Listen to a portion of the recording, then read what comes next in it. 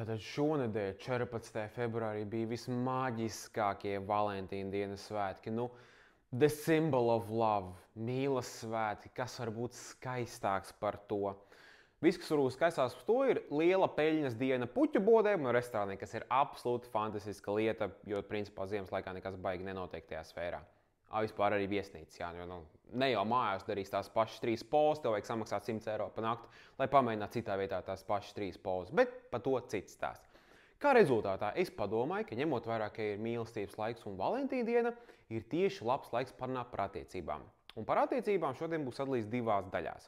Pirmā daļa būs platoniskās attiecības, kas mums principā ir darba attiecības, skolas attiecības, personīgās attiecības, kas tev rūda ģimeni, draugiem, radiem, tādas attiecības. Un principā kāda man tur ir pieredze, kas varētu būt tādi tips un triks, lai navigētu tās situācijas, it īpaši darba ziņā un ģimenes ziņā apmēram, kas tās lietas, lai saprastu, kurā vietā tu esi savā situācijā draugiem, varbūt ko tu gribi pamainīt vai nemainīt, un kā var saprast, kuri ir tie cilvēki, kurus tu vēlies paturēt savā dzīvē.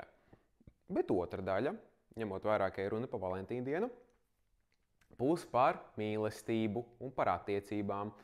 Un tur būs runa par vienu konkrētu situāciju, kas man notika apmēram gadu atpakaļ. Situācija, kad stāstīšu, varbūt varēsiet domāt, ka tas ir fakes vai es kaut ko pierožoju tam līdzīgi. Es apsolu, česnes, 100% stāstīšu visu, kas notika bez nekādiem maģiskiem tekstiem vai viskā. Un stāstīšu šo situāciju 2 iemeslu dēļ. Pirmkārt, tā man parādīja citu skatu uz mīlestību. Kas tā patiesībā ir un kā cilvēki mazliet saputrojuši, ko nozīmē patiesa mīlestība. Un otra daļa ir tas, ka laulību gredzens nevienmēr nozīmē, ka cilvēks ir aizņemts. Kā rezultātā, ja jums liekas interesanti, droši sēžaties, skatāties un būs ļoti jautrs video šodien. Tā kā paldies, ka skatāties un maucam dzīvē. Tad sāksim ar pavisam vienkāršām lietām. Principā runājot par parastām ļoti vienkāršām attiecībām, kas principā ir darba attiecības, skolas attiecības un principā attiecības, kur tu esi piespiedu kārtā. Ņemot vērā, ka tu ej uz darbu, skolu, universitāti, visu kaut kādām lietām. Svarīgi, kas ir it īpaši runājot par biznesa attiecībām. Viena lieta, ko es absolūti vēlos uzsvērt, ņemot vērā, ka man tur pieredze mazliet ir, biznesa attiecības vienmēr ir jāliek numur 1. Ko es to domāju? Ja tu esi darbā, ja tu esi profesionālā situācijā, tavu viedokļi paliek numur 2. Tavi uzskati var palikt ar tevi, bet tavu viedokļi, ko tu uzskati, paliek numur 2. Jo biznesa vidē ir ļoti svarīgi uzturēt labus kontaktus, jo patiešām your network is your net worth. It īpaši Latvijā, jo Latvijā principā viss strādā uz pazīšanās bāzi. Kā rezultātā, ja tu gribi Latvijā jebko sasniegt, tev jāmāk uzturēt labas attiecības ar biznesa partneriem. Kā to darīt? Elementāri. Vienmēr es tīri atsaucīgs, draudzīgs, ļoti uzsver ir svarīgi būt punktuālam un turēt solījumus. Cik pēc iespējas to var. Protams, ja tev kaut kāda ģimenes situācijas notiek, tad to situāciju ir mēģināt pārbīdīt, bet principā galvenais, kas ir svarīgi biznesa attiecībās, ir būt punktuālam un izdarīt to, ko tu solīji. Bonus punkti, ja tu vari izteikt komplimentus. Un nevis tāds, ka, oh my god, cik tev skaists uzvalks, es galīgi viņu nevarētu atpazīt no visiem pārējiem 300 darbiniekiem šajā kompānijā. Nē, par to nav runa. Labs kompliments ir viena frāze vai punkts, ko tu patiešām pamani cilvēkā. Piemēram, frizūra vai runas spēja vai harizma. Un vienkārši pateikt, Klau, zini, ļoti labs tev runas spējas patiesībā ir. Varbūt es izskatīšu kaut kādu speaking gigs un tam līdzīgi. Tad uz patiesus komplimentus. Tie un nepārspīlējot, vienkārši vienreiz cilvēkam pasakot, tas var ļoti labu iespaidu atstāt cilvēku, un viņš tikai atgādinās tam cilvēkam prātā, ka šis džeks bija tīri īstenībā normāls. Kā rezultātā to es ļoti iesaku darīt. Bet runājot tīri par attiecībām darba vidē, kas nav tikai profesionāls, bet piemēram ar kolēģiem, ar studentiem un visiem tam līdzīgiem. Baigi jau gribētos ticēt, ka mēs tā kā baigie čomiņi esam, jo tāpat kā aizies darbu, tev kaut kāds viens tur kolēģis, varbūt tās baigi forši, ka to saskan un skolā tu aizies, un arī tev kaut kāda grupiņa savācās, visi baigi forši. Un tu domā, ka tie to baigie draugi ir. Bet patiesībā lielāko daļu no laika tu aizies prom no skolas vai no darba, pēc mēneša tu vienkārši sēdi domā, uz kāda pamata mēs vispār draudzējāmies. Pamats ir vienkārši. Situācija. Jūs bijāt salikti vienā situācijā, un jūs atradāt labāko veidu, kā komunicēt. Un labākais veids, kā komunicēt, ir draudzīgi, jo diršoties baigi daudz nepanāk. Bet varbūt tu esi vieglā putā, lai saprastu, vai šis cilvēks tā kā varētu būt mans draugs vai nevarētu būt mans draugs, vai es gribētu viņu kā draugu vai nē. Un labākais veids, kā es esmu sapratis, kā to situāciju risināt, ir elementāri. Uzdodot sev vienu jautājumu. Vai man ar šo cilvēku sakrīt manas vērtības? Un vai ārpus šīs situācijas, kuras esmu ieveidojis, es ar šo cilvēku vispār draudzētos? Piemērs, mans kolēģis, kad es viņu sāku strādāt, viņš principā man tajā darbā ievilka iekšā labā veidā. Bija baigi forši. Visu laiku bija komunikācija, visu laiku bija joki, viss bija atklāts, viss bija patiešām forši. Bet es pēc laika tā domāju, ka nav īsti tas klikšķis. Un divi klikšķi nebija divu iemeslu dēļ. Pirmkārt, viņš ir 8 gadus vecāks, kā rezultātā mums tās intereses nav galīgi līdzīgas un tās vērtības nav vienas tās pašas. Un otrs galvenais faktors ir tās vērtības un lietas, ko mēs darām. Es vairāk pievēršos sev, tādām mierīgākām lietām, man patīk sportot, darīt kaut kādas aktivitātes, un es piemēram, nevaru nosēdēt mājās. Viņš ir absolūts polar opozīts. Viņš grib sēdēt mājās, pēc darba atnākt, vienkārši neko nedarīt, kaut ko iebuhāt un tam līdzīgi. Vienkārši mierīgs latvietis. Un tad es sapratu, ka, viņš ir labs kolēģis, bet ārpus darba viņš man nebūtu connections, viņš man nebūtu čoms. Kā rezultātā es saprotu, ka mums var būt labas attiecības darbā, bet tas obligāti nenozīmē, ka tam ir jātulkojas uz manu privāto dzīvi. Un tas ļoti svarīgi, ko saprast, ka ir labi, ka tev darbā ir darba draugi, bet viņiem nevajag nākt ārpus dzīves, ārpus darba dzīves. Ja tu vēlies un tiešām kaut kā sakrīt, ka tev darbai tieši tādi paši kolēģi ar tādām pašām vēlmēm, motivācijām un vērtībām, great, tu trāpīji reāli uz labu jackpotu. Bet principā, ja tev tas nav, saproti, ka tie ir laika draugi. Viņi tev tur uz periodu, un viņi tev vienkārši tur būs, lai pavadītu to laiku. Kā rezultātā, tas ir par darba draugiem. Par privātajām lietām, kas ir principā ģimenes, draugi, rādi paziņas, tur ir mazliet trikī. Jo tur es esmu gājis daudz dažādām lietām cauri, labām un arī sliktām, un es esmu sapratis pāris lietas, kā to navigēt, lai saprastu, kas patiešām iekrīt tajā kvotā, kas man ir draugs. Jo es esmu ļoti izvēlīgs saviem draugiem, kā rezultātā tā atlases kritērija ir mazliet sarežģītāka nekā parastiem cilvēkiem. Kā rezultātā es gribētu tā padalīties savu kritēriju, un ko es esmu sapratis, lai saprastu, vai cilvēks būs mans draugs vai nē. Pirmā lieta ir definēt, vai tas cilvēks tavā dzīvē, ko tu gribi definēt kā draugu, var būt tavs draugs, vai viņš būs arī tava paziņa. Un ir ļoti svarīgi šito saprast. Jo man ir bijusi tāda situācija, nesen, ka es arī skatos cilvēkiem apkārt, kas man ir, es domāju, es uz viņiem skatos kā draugiem, bet vai viņi mani arī uztvert kā draugu? Jo var gadīties situācija, ka varbūt tev liekas, ka tu investē laiku, enerģiju, tu centies palīdzēt, vienmēr atvēl viņiem laiku, un tu īsti to nedabū atpakaļ.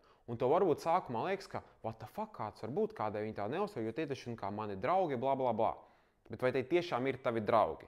Tu varbūt uz to skaties, ka viņi tie ir tavi draugi, bet varbūt viņas tevi atpakaļ neskatās kā draugiem. Kā rezultātā vajag mazliet definēt, vai viņi ir draugi vai paziņas. Kā to var saprast?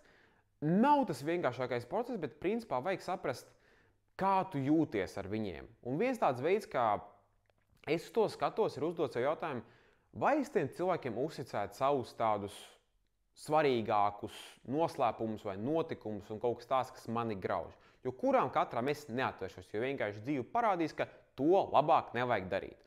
Un tad es sev uzdodu jautājumu, ok, vai šis cilvēks, kuru es gribu uztvert kā draugu, vai es varu redzēt, ka es viņam ilgtermiņā vēlēšos uzticēt kaut kādas nopietnākas lietas. Un tad es sapratu, ka ok, labi, tas ir tās labs gaids, lai saprastu, kur tas cilvēks man dzīvē atradīsies.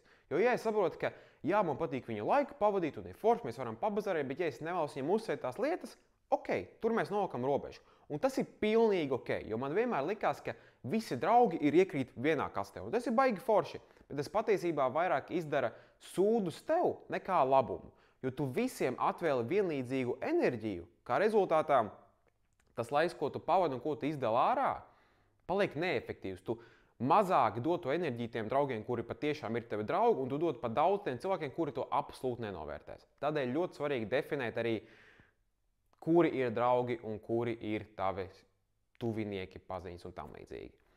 Bet te ir trikī mazliet, jo šeit iesaistās tā lieta kā trauma bondi. Ja zinat, forši, ja nē, principā tās tāda lieta, kura principā tev cilvēks piesaista balstoties uz kaut kādām iepriekšējām pieredzēm. Un tas var būt parādīties divos veidos. Pirmais, jums ir kaut kāda patreizēja kopēja pieredze, kas ir notikusi, ko esat pieredzējuši reizē, kas jums ļauj savienoties un komunicēt par to visu. Vai arī jums ir bijuši iepriekšēja pieredze, kas notikusi jūsu augšanas laikā vai principā jūsu dzīves laikā, kā rezultātā jūs spējāt savienoties par to, parunāties un savienoties kā cilvēki. Un šeit ir ārprātīgi jāuzmanās. Jo jā, ir draugi un cilvēki, kuriem tu vari uzticēt lietas, bet ja tev ir trauma bonds, un tu sāc uzticēt šīs lietas tam cilvēkam, tu vari ārprātīgi ātri iebraukt no viena grāva uz otru grāvu, un šis otrs grāvs ir daudz sliktāks. Jo trauma bonds fīdojās ne no labas enerģijas, bet no tās sliktās, kas ir bijis. Un tajā brīdī, kad satieties, tev liekas, ka tu pirmo reizi mūžā satiec cilvēku, kas tevi saprot. Tev liekas, ka, ak, Dievs, tas cilvēks, kas man saprot. Es saku viņam, un viņi saprot to pieredzi, viņi nenoliedz, viņi nejautā, viņi vienkārši saprot, kas tas ir. Un sākotnēji liekas jau baigi forši, un tad tu tā kā pilnībā atklājies, un jūs savienojaties, un tā kā super close, latviešu valodu gļuko. Un viss ir forši līdz brīdim, kad situācija sāk mainīties, un tu saproti, ka tā negatīvā situācija, kas ir bijusi, viņa ir bijusi, un tu vari no viņas mācīties un augt uz priekšu. Un te sāks parādīties pisaks, jo, ja otrs cilvēks, un visdrīzāk otrs cilvēks nebūs gatavs mainīties tādā tempā, kā tu esi gatavs mainīties, viņi var redzēt tavu izaugsmi kā uzbrukumu jūsu attiecībā, un tad var sākties ārprātīgi emocionālas reakcijas no otra cilvēka, tādas, kuras tu pat nebija iedomājies, ka tev var spēt notikt. Varbūt būt reize, kad blakus cilvēki domā, kā pie reizes tev var pret draugu būt tik spēcīgas attiecības un spēcīgākas attiecības nekā pret tavu partneri vai ģimeni vai radiniekiem. Jo tas ir trauma bonds. Viņš tevi savieno tik cieši, ka tu gribi paturēt to slikto neapzināti, lai noturētu to drošības sajūtu. Tā ir tā ceļa, ka vienīgo reizi dzīvē tev līdz galam saprot. Un ar trauma bondiem ir grūti, jo viņus vajag pārtraukt. Nevis tādēļ, ka tev otrā pusē cilvēks ir slikts, bet tādēļ, ka, ja tu paliksi turpat uz vietas, tu nekad neaugs kā cilvēks un nekad netiks uz labāku pozīciju. Kā rezultātā, ja tu atrodies šādā situācijā, kur tu esi, trauma bond situācijā, draugiem vai tam līdzīgām lietām, to vajag pacelt kā tematu, tas būs ārprātīgi smagi, un es ticu, ka nav smagāka lieta, kā laust trauma bondu, varbūt, nezinu, tur laust attiecības ar ģimenēm, bet principā tas ir gan vienlīdzīgā līmenī. Tas būs tik emocionāli uzlādēta situācija, ka tev liksies, ka tev pasaulē brūk uz pusēm. Es pat teiktu, ka tas varētu būt vienā līmenī vai pat augstāk nekā sirds lūšana, piemēram, ka tev pamet otru pusīti. Es nav pieredzējis, tā kā nemāku teikt, bet nemaina faktu, ka tas ir apmēram, cik cilvēks saka, vienā un tajā pašā līmenī, un es nebūtu pārsteigts, kad esmu mēģinājis kaut ko tādu darīt, tas pilnībā iznīcina un izcita absolūti jebkāda balansa tavu dzīvi. Tādēļ to uzmanīgi, ja tu vēlēsi to laust un tu saproti, ka tev to vajag laust, dari. Ātrākais veids, kā to saprast, ir, ja tu jūti iekšēji, ka tev to vajag darīt. Ja tu to jūti, tad tas ir signāls, ka to vajag darīt. Ja tu to vēlēsi darīt, atrodi atbalstu loku. Pasaki kādam draugam, paziņam, ja tev ir ģimenē kāds atbalsts, viņš pasaka, ka situācija būs, vajadzēs atbalstu, jo no šitā tikt ārā ir absolūti ēla, un tādēļ tev vajadzēs to atbalstu. Jo no vienam pašam no šitā iznākt ārā ir ļoti grūti. Tādēļ to visu ļoti uzmanīgi. Ja papildus runājam par draugiem, kas ir svarīgi atcerēties, ir divas lietas. Pirmais – laiks un laika sadalījums. Ja tev situācija ļauj, pavadi pēc iespējas vairāk laika saviem draugiem, radiem un ģimeni.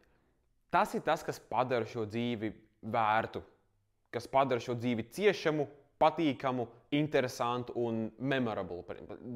Man tā riebjās, ka es nevaru atcerēties latviešu vārdus pap daudz Instagrams.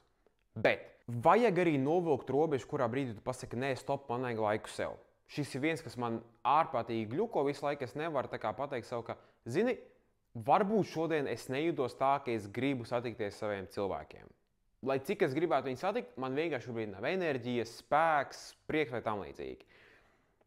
Un, ja tu to pasaki korektā formā, neviens uz tevi neapmetīs lūpu, viņš pateiks, ka tu lohs esi un ej nošauties. Tā galvenokārt nav, jo cilvēks saprot, ka, ir reizes, kad nav pārāk forši, reizes, kad darbs nogušī līdz beigām, kad skola nogušī līdz beigām, abi kopā nogušī līdz beigām, tev ir atbildības un es kaut ko iekais vienkārši, jā, tu sarunāji nedēļas priekš satikties, bet šajā dienā negribās. Un vienkārši pateikt, ka šodien negribās, es tāpat jums gribu tikties, un labs veidā būtu vienkārši piedāvāt alternatīvu, kad saprotu, ka gribās arī pēc tam satikties, un nav tā, ka tu vienkārši uzmet un negribi nemaz tikties. Un otra daļa, kas ietilpst šajā visā, ir komunikācija. Komunikācija būs atsevišķa video, bet īsumā komunikācija ir ārprātīgi svarīga. Man teorētiski likās, ka es māku komunicēt, bet arvien vairāk skatos no malas, ka nihuja es ar citiem cilvēkiem nemāku komunicēt. Protams, ir reizes, ka es to māku, bet dažbrīd, kad ir svarīgi man kaut ko pateikt, es kaut kā pazūdu un neko nemāku pateikt. Kā rezultātā? Nokomunicēt saviem draugiem un radiem un ģimenei. Kā tu jūties, kas ir, kas nav, ko tu vēlies, ko tu nevēlies, ir ne tikai svarīgi, bet korekti, pareizi un to drīkst darīt. Un varbūt cilvēks skatās un domā, vai tas nav normāli? Un ja tu to domā, pirmkārt, apsveic, tev ir ļoti paveicies ar ģimeni, un otrkārt, nē, tas dažiem nav bijis normāli. Kā rezultātā tiem, kuriem tas nav, es vienkārši atgādinu, ka drīkst šo visu teikt. Un patiesībā šis ir sasodīti labs testeris, lai saprastu, vai tevi draugi patiešām ir draugi. Jo labi saprotoši cilvēki sapratīs, ka reizēm nav īsti pārāk labi, un negribās, un vajag pamainīt kaut ko, un tu nejūties labi, un tā vietā, lai pateiktu, ko tu lohs esi saņemies, ko tu vecis, esi kaut kādas emocijas, viņi pateiks, ka, jā, man arī varbūt nav labi, gribi pārunāt, gribi pastāstīt, gribi izrunāt tās visas lietas. Man šits vienmēr ir gļukojis, ka es esmu ļāvis, es uzklausīts, bet es vienmēr neļauju sev diži atvērties un stāstīt tās lietas. Ir ļoti paradoxāli, ka man stāvēt pret iPhone un runāt par šo visu ir daudz vieglāk nekā cilvēkiem. Grūti izskaidrot, bet tas nemaina faktu, ka tā tas ir, cenšos laboties, bet esmu sapratis, ka to drīkst darīt, ka rezultātā es to arī daru, un patiesībā tas ļoti labi ne tikai notestē tavus draugus, saprast, kuri ir tavi draugi vai nav, bet tas palīdz arī uzlabot tās attiecības, kādas viņas ir. Viņas kļūst atklātākas abās pusēs, jūs abi jūtaties komfortablāk tajā situācijā, tādēļ tas tāds very, very good thing to practice. Kā rezultātā? Tas ir mans tāds short recaps par to, kas ir platoniskas attiecības. Un tagad iesim tajā ziepju operā, ko es saucu par manām romantiskajām attiecībām, kādas man ir pieredzes. Off the bat gribu pateikt, ka ilgtermiņa attiecībās neesmu bijis. Kā rezultātā es neesmu eksperts šajā tematā. Man nav diži ko dirst no labām pieredzēm, vienkārši man viņas tādas nav bijušas. Bet man ir bijuši pietiekami mēģinājumi pēc manas definīcijas. Un šī reize bija tik fucking insane, ka es uz čistus pauzes paliku. Un šī situācija gandrīz rezultējās tā, ka es neapzināti gandrīz iznīcināju 11 gadu laulību. Nediršu, labprāt dirstu. Kā rezultātā es gribu padalīties šo pieredzi. Varbūt kādam tā būs pamācība, varbūt kādam tas būs vienkārši tīrs entertainments, bet šitā situācija man pamainīs kādu attiecībām, kas ir mīlestība un kā atpazīt, ka varbūt vajag uzmest pa bremzēm. Lai izvairītos no sūdiem kaut kādām nesaprašanām, vārdus nepieminēšu, centīšos pēc iespējas tā neprecīzāk stāstīt tās konkrētas detaļas par cilvēku, bet, kopsumā situācija bija sekojoša. Bija situācija, ka vienu dienu atnāku mājās, man tēvam paziņa stāsta, ka klausies, ir iestāde, kurai vajag kurjeru. Viņi meklē, bet viņi nevar atrast. Vai tu gribi piepalīdzēt? Es domāju, fuck it, davai piepalīdzēšu. Man patīk braukāt, man fiziskais stāvoklis ir, man tajā brīdī baigi daudz nebija ko darīt, domāju, davai maucam. Aizgāju pieteikties, un tur runāja visi krieviski, jo principā tā bija vienīgā valoda, kā viņi spēja runāt. Kas man bija tīri triki, jo es runāju tikai latviski, angliski viņi ņibum-bum vapšē, kā rezultātā tur es vismaz 6 mēnešu laikā iemācījos krieviski runāt, kas ir good thing, mazliet arī nodara. Un sāku tur strādāt, un pirmais, kas man iekrita acīs, tas, ka bija absolūti sieviešu kontingents. Tur strādāja tikai un absolūti sievietes, saskaitot vienu džeku, kas bija principā vadītājs tam visam.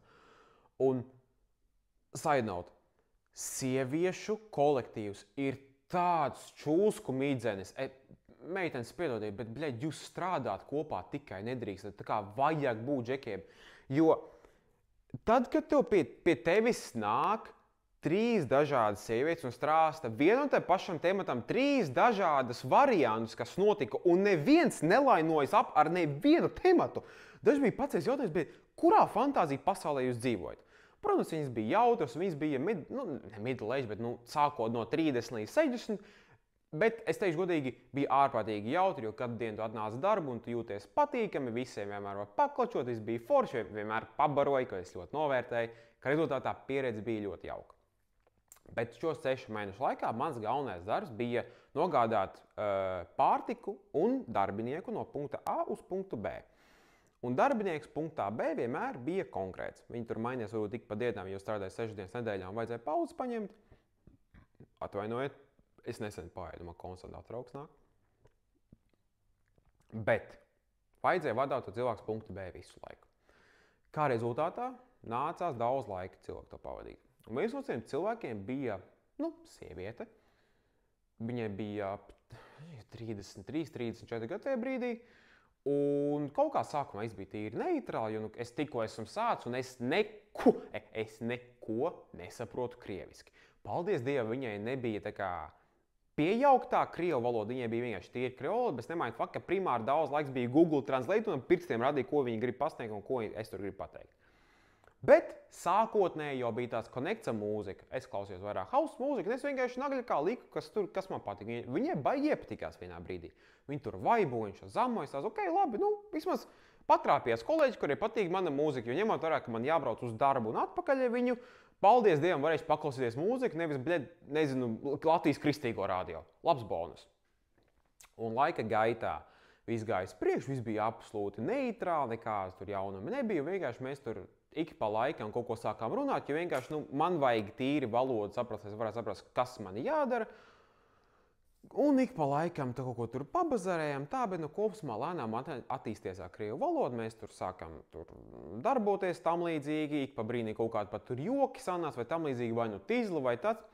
Es atceros, ka vienu reizi viņa paprasa, ka viņai laikam tur bija kaut ko, viņa tur bija apdezinājis rokas, un viņa paprasa, vai tu vari atrast Bielī Bint. Un es kaut kādā veidā, es viņai parastu kā Bielīļi krasnī. Es saku, ne, Bielī. Un es aizēju uz vīna veikalu, un es atnāku atpakaļ ar vīnu pudeli. Viņa arī izplastām acīm skatās, kur tu ahujēlesi. Viņa pēc tam man bildi parāda. Izrādās, ka Bielī Bint nozīmē baltā binta, lai apsvekš šo te, apdegumu principā. Un es tā kā loks stāvs domāju, darba laikā jau arī glāzi paslikt nenāk. Bet tas bija tās pirmā reize, ka bija tāds hi-hi-ha-ha moments. Viņai ļoti iepatikās. Lohiem problēmas man tīri labi sanāca. Bet viss gāja uz priekšu absolūti neitrāli, jo viņa ir 11 gadus vecāka man, un viņa precēta, ko es arī sapratu, ka viņa tur rādīja, jo viņa arī dēls ir 4-gadīgs dēls. Un viss arī bija tīri forši līdz vienam brīdim, ka viņa kaut kā klausies, dārziņš ir līdz 5:30, vai mēs varam pēc darba braukt savākt sīko no dārziņas. Labi, fucking, davai braucam, kas tam un tāds. Vienkārši paņemsim līdzi, un viņš ir 5 minūšu attālumā, izmetam apli. Un tas pēc kaut kāda laika sāk tur ieties, ka principā, ja tur vajadzēja, viņi tur nepaspējas, labi, davai fucking braucam. Bet es domāju, normāli kolēģi, laiku var normāli pavadīt, ko man tur baigi iespringt. Jo arī, redzi, ar pārējo kolektīvu man bija tieši tāpat absolūti vienkārši bazars varēja iesmiet, un nekas tāds baigi nebija. Bet bija tā, ka mazliet connections bija tāds labāks ar viņu, jo vienkārši vairāk laika pavadīja, un tās intereses sakrita, mūzika sakrita, gaume sakrita, tur varēja iesmiet, parunāt pa lietām, un bija tīri patīkami. Vienkārši bija labi pavadīt laiku ar cilvēku. Un tas ir ļoti svarīgs punkts, ko es gribu pieminēt. Jo man vienkārši tajā brīdī patika, ka man bija cilvēks, ar kuru es varu laiku pavadīt. Jo tajā brīdī man šķiet, ka bija tā, ka lielākā daļa draugu man bija kaut kur aizpeldējuši, vai savās dzielās darīja, vai viņi bija tur norakta skolu, vai ārzemēs, vai vienkārši bija kaut kādas savas lietas. Un tajā laikā tas bija aptuveni mazliet pēc Covid laika, un katrs bija savā pasaulītē un centās darīt, ko gribēja. Un tajā laikā es baigi labi komunicēt nemācēju un pateikt, kā es patiesībā jūtos.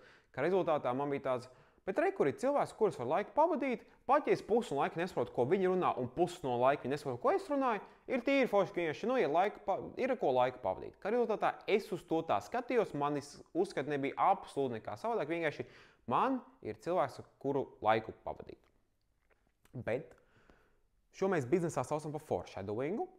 Viņai bija ar laika gaitā citi uzskati, nodomas. Laiks iet uz priekšu. Es pēc kāda pusgada tur beidzu strādāt, Un es biju tīri labi iefiltrējis visā tajā sistēmā, sapratu, ko tur darīt, ko nedarīt, kad tur uz dārzeņu braukt, kas savākā pieplīdzēt. Un situācija bija tīri absolūti tāda vienkārša un bija forša. Un tagad es gāju prom, viņa teica, tu nekautrējies, doši brauc pie manis, jo pie manis nozīmē tā kā uz viņas to lokāciju, viņa tur vien pat strādā, lai man neko parunāties, brauc ciemos. Es domāju, labi, davai, fuck it, braukšu. Un man ir tā, viens svarīgi nianses. Man ļoti nepatīk bezmaksas lietas.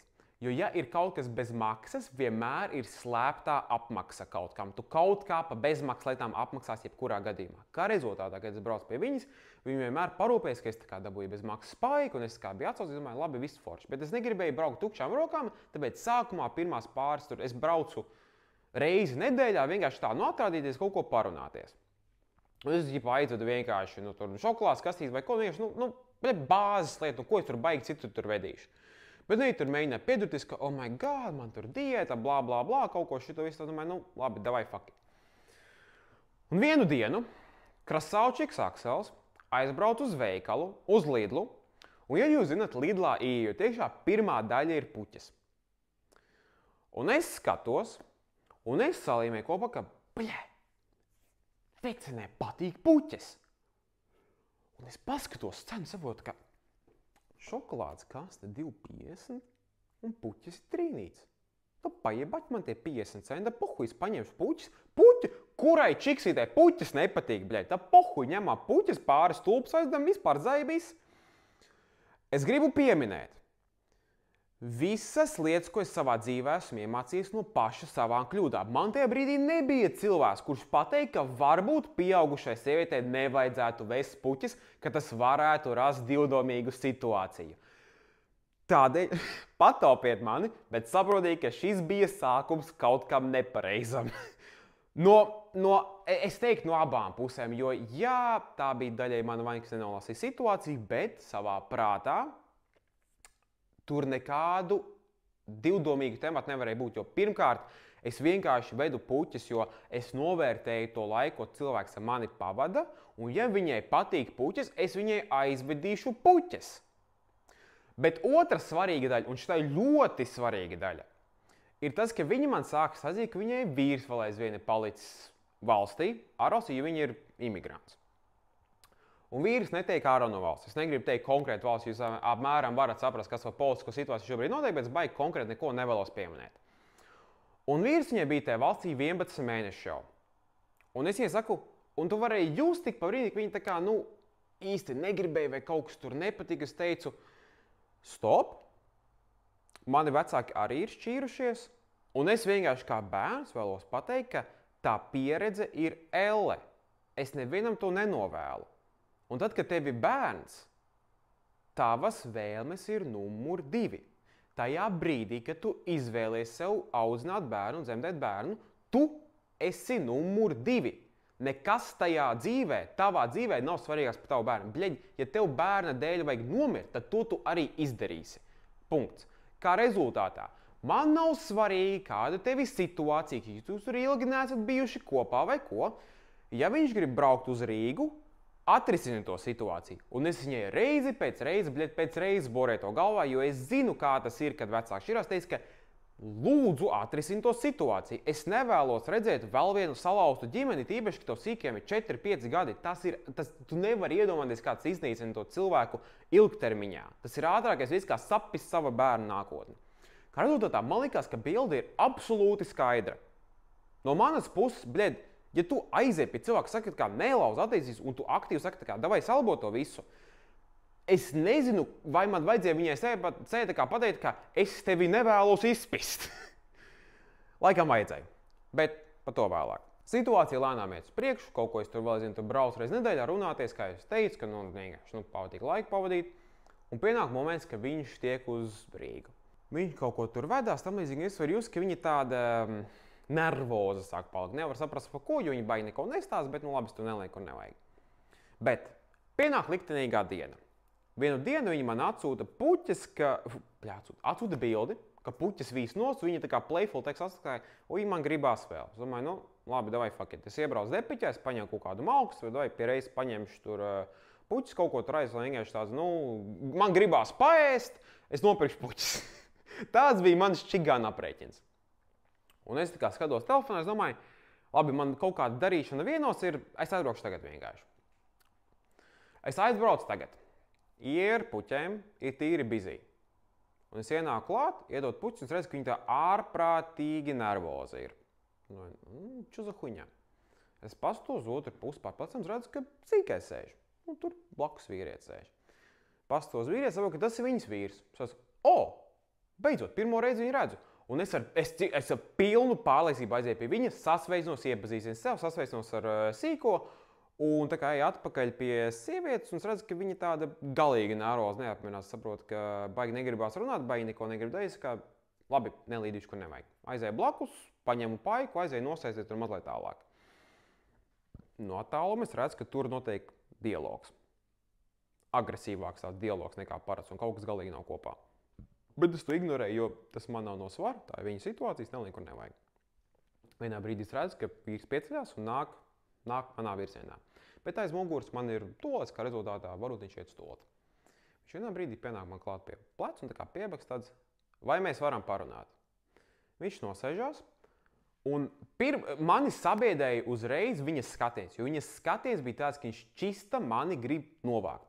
Un nevis tā, ka pa jokam vai pažņok, tā kā reāli pārmest pāri redelēm no 3. stāva un novākt. Ka es reiz saprotu, ka kaut kas nav. Un viņa pirmais jautājums ir, ko tu mēģini izdarīt manu sievu? Kāpēc tu brauc katru nedēļu pie viņas un ved viņai puķus un tu ved manu sīko tur uz kaut kādām visām lietām un ko tu mēģini panākt, ko tu mēģini ieslīdot visu ko? Un es tādu, stop, tā. Mums kaut kur ir miscommunication, es visu šās jāprēķinā, jo, ja tev nepatīk, es puķis vai es pārstāšu vest, tā absolūti nav nekāda mana tur vēlme paskatīt visu. Es gribu pateikt, ka es runāju krieviski stresa situācijā, kur es nemāku valodu, ka rezultātā man sevi pasniegt korekti ir dirsā sarežģīti. Un es kā vienkārši mēģinu salīmēt teikumus kopā. Es saku, ja tev nepatīk puķis, pārstāšu, visu saprotu, vienkārši viņai patika, viņa man pabaroja, tādēļ es viņai iedodu puķis kā samaksu par to, ka man iedodēs, jo man riebēs viņam bezmaksas lietas. Viņš tāds, ok, labi, bet kā man saprast, ka jaunāks žeks brauc pie manas sievas un mēģina kaut ko muhļīties? Es saku, paga, kāds muhļīties? Par ko tu runā? Es nevienā brīdī neesmu nekādu vencu devis vai ko, par ko tu vispār te runā. Un tad viņš sāk stāstīt savu dzīves stāstu principā. Viņš vienā brīdī saprata, ka pēc tā, cik es narots esmu, un par ko cik es čestna stāstu, to, ko es stāstu, ka es neesmu tas, ko viņš domāja. Un tad parādījās paradoxāls moments, ka viņš pārslēdzās un arī tā kā sirdi sāka kratīt ārā, ka viņš ir ieslodzīts valstī 11 mēnešus, viņš netiek pie savas sievas, viņš netiek pie savu bērnu, un kā viņam justies, ka viņš zvana sievai, viņu neceļ. Ka sieva nestāsta, kas pie viņa nāks darbu. Ka sieva nestāsta, kas viņai ved puķis. Pļeģi! Paga! Un es vienkārši šito visu klausot, un es mēģinu saprast, kas notiek, jo kaut kur šajā visā viņš ir dabūjis savu bildi, viņai ir sava bilde, un neviens nav izdomājis pakonsultēties un saprast, kāda ir mana bilde, ko es esmu, bet abi divi ir pieņēmuši savās galdās aprēķinus, un tagad brūk man virsū, mēģina pateikt, ka es kaut ko esmu mēģinājis izdarīt. Viņam pasaku, vecīt, ja tu domā, ka es mēģinājis darīt to, ko domā, mani vecāki šķiršies, es zinu, kas tā par elle, es nevienam to nenovēlu, un tā ir viena no manām svarīgākajām lietām dzīvē, tā kā, ja ir iespējams kaut ko tādu ierobežot un apstādināt, tad tas ir galvenais, ko var izdarīt. Es teicu, ka, ja ir pārpratumi, es atvainojos, šis nebija mans mērķis, stop, es pārstāšu visu, nav nekāda problēma. Vienkārši es te braucu, jo man gribējās laiku pavadīt, tas ir viss. Es reāli tā dirsām, bija tā, ka rokas gan izvērt trīcēm. Jo ir reiz, ka tu vari saprast, ka tā kā Džeks ir for real, ka viņam nav ko zaudēt, ja viņš tevi novāks. Bet, paldies Dievam, viņš tā kā nomierinājās, jo sieva 3 reizes pēc kārtas nāca ļečīt viņu, un viens no pēdējiem tekstiem bija tā kā, tu liec manu draugu mierā. Es domāju, beidz runāt. Jo tev neviens pa sevi nemetīs, jo ja būs strīds un ja būs kautiņš, tas būs starp mums diviem par situāciju, kuru tu izraisīji. Un es sākotnēji to ārprātīgi personīgi uzņēmu. Man likās, tā bija mana vaina, jo es pēc sevis domāju, kā es nenolasīju situāciju. Jo tai kultūrā ir ļoti vēl vecmodīgi, kā aiznes puķis viņiem. Tas ir vēl nopietnāk nekā mūsu Latvijā. Jā, protams, ka čīksītēm Latvijā patīk, un tas ir ļoti forši, ka tā aizdas, un ir īpaši, ja ne Valentīna dienā kaut kādās ne dzimšanas dienās, ja tu vienkārši randomā nopērci viņai vienkārši kaut kāds stulbs uzdāvini random trešdienā, tici man, viņi būs laimīgākā čīksīti Latvijā. Bet te kultūrā tas ir vēl spēcīgāk. Un tas ir vēl spēcīgāks signāls, ko nosūta, ko es tikai pēc tam sapratu. Jo es atceros, ka nedēļu pirms pāris dienas pirms šitas sūs notika, viens no kolēģiem man pateica, te becīt uzmanies. Un es nevarēju saprast, par ko viņš runā. Es tikai pēc tam uzzināju, ka viņam arī tas žeks bija brūcis virsū, jo viņš bija laikam pavadījis, viņa laiku kaut ko tur vadājis. Bet long story short, viņš nomierinās, viņš aiziet prom. Aizbrauca sīko mājās. Un beigās sieviete man pasauc, viņa tāda, ko viņš tur stāstīja? Es saku, ka situācija nav korekti prezentota, ka viņš domā, ka es te mēģinu līdz, kur nevajag, un ka šitā visa situācija pārvās. Viņa no nekurien saka ārā, viņš pats ir loks, un viņš neko tur, viņš tur muhļās arī kaut kādām visām. Es domāju, kāpēc man šito visu vajag zināt? Tas absolūti man nekādā veidā neietekmē manu situāciju. Mana situācija šobrīd mēģinās saprast, kāda vēlna pēc tavs vīrs domā, ka es mēģinu tevi nocelt. Šajā ekonomikā man vajag 12 gadus vecāku sievieti ar sīko, man pietiek, ka manā izmaksā, tev vajag pa virsu. Tīri ekonomiskā ziņā. Nē, fuck it, nē. Tīri tajā, nē, stop. Pat nemainot to fuck, es cik reizes mēģināju skaidri pateikt, ka atrisina to situāciju. Un man likās, ka viņa ir izcina. Viņa tā kā teica, jā, viss tam līdzīgi. Un tad es sapratu, ka tirš. Bet lielākais rādītājs visam, kur es reāli sadusmojos, bija tas, ka viņa nebija teikusi, viņa bija visu laiku izvairījusies atbildēt savam vīram uz jautājumu, no kurienes tev nāk puķis. Jo viņa būtu vienkārši pateikusi, kas nāk no kolēģa, kas brauc ciemos, vismaz tā situācija būtu neitrālā. Bet tajā brīdī es vairs nepārmetu vīram. Jo es jau tajā brīdī saprotu, ka esmu sapnis, bet es pēc tam vispār nepārmetu, jo kā viņš savādāk varēja tajā brīdī justies, ka tev sieva nestāsta, kas pie viņas nāk, kādēļ viņa neceļ telefonu, kas ved puķis, kādēļ viņa ignorē. Viņa tā kā, es pilnībā sapratu, un es pat mazliet dusmīgs paliku uz viņu, jo es, kā jau sākumā teicu, es personīgi uzņēmu. Es domāju, kā es to varēju nenolasīt. Un atbildi tam visam vienkārši. Jo es iematus ejot caur sūdiem. Un tagad izējot caur šitiem sūdiem, es sapratu savu kļūdu. Jā, lielākai daļai pasaules tās ir pašsaprotams lietas, bet kad tu visu mūžu audzini sevi, lietas nāk kādā tempā viņas nāk. Un ja man viņām vajadzēja nākt tajā brīdī, tu viņas nāc tajā brīdī absolūti brūkot no visām pusēm. Un es sākotnēji domāju, kā es tam ļāvu visam notikt. Bet tajā brīdī, kad es sapratu par tām puķiem, kas notiek, es sapratu, ka attiecības ir divvirziena ceļš. Es vienīgais neietekmēju to situāciju. Viņa ne tikai nestāstīja, viņa apzināti nestāstīja. Un tad es sāku domāt, ka tur jau arī tajā pusē bija gļuks. Jo varbūt viņa nenolasīja to situāciju, kā es to nolasīju. Jo es tur vienkārši nosīju, ka absolūti neitrāla situācija, kur nahuj nekam nevajadzētu notikt, kur vienkārši pavadu laiku cilvēki, jo viņa vienkārši atvēl man to laiku, man ir forši vienkārši parunāties, pasis sūdu, vienkārši parunāt pa huņu kaut kādu vai pat dzīves tur kaut kādām lietām tam līdzīgi. Absolūti nekā, man nebija nekāda motīva, kam man to visu? Bet es nebiju ierēķinājis to, ka pēc kaut kāda laika, kad cilvēks ir uzaudzis ar to, ka viņas izskats tas, ka viņa piesaista uzmanību, un kad pēc laika pienāk tas situācija ap kodiem trica, mazliet pēc tam, ka tas izskats sāk lēnām pamainīties, un tu esi sapratis, ka tu saņem mazāk uzmanību, un tu pie tevis ierodās jauns žeks ar situāciju, viņam ir viss kaut kādas lietas, viņš ir normāls un nav loks, mēģina izvarot. Uzreiz liekas, oh my god, man jaunāk džeki pievērš uzmanību, varbūt man ir kaut kāda vērtība vēl aizvien. Cik es zinu, laikam pēc dzemdībām kaut kas tur mēdz mainīties galvā, bet es pilnīgā tinfoil hat huņā aizgāju. Es kaut kā pēdējo nedēļu domāju, es kaut kur dzirdēju par to, kas patiesībā ir mīlestība. Un es kaut kur redzēju tekstu, ka how much I love love. Kaut kā tur cringy quote. Un es pēc sevis domāju, kas ir mīlestība? Jo, ja mēs tā paskatāmies, mīlestība patiesībā ir ārprātīgi plaša definīcija. Emocija, sajūta, pieredze, prieks, bēdas, viss tam līdzīgi. Un mēs visi mēģinām parasti asociēt mīlestību ar tām labajām lietām, ka tu atroda, ko skriet pa pludmalīti, turēt rociņas, vakarā nopasties, pagatavot vakariņas un pēc tam no rīta paēst smuki brokas un dzīve skaista. Un jā, tā ir daļa no mīlestības, bet tā mīlestība ir tāpat kā vārdi. Es tev varu pateikt, ka es tevi mīlu, bet ja es to nedaru, tam absolūti nav nekāda vērtība. Vērtība mīlestībā parādās tajā brīdī, kad ir lūzuma punkts, kad ir smaga situācija, kad ir izvēle jāveic.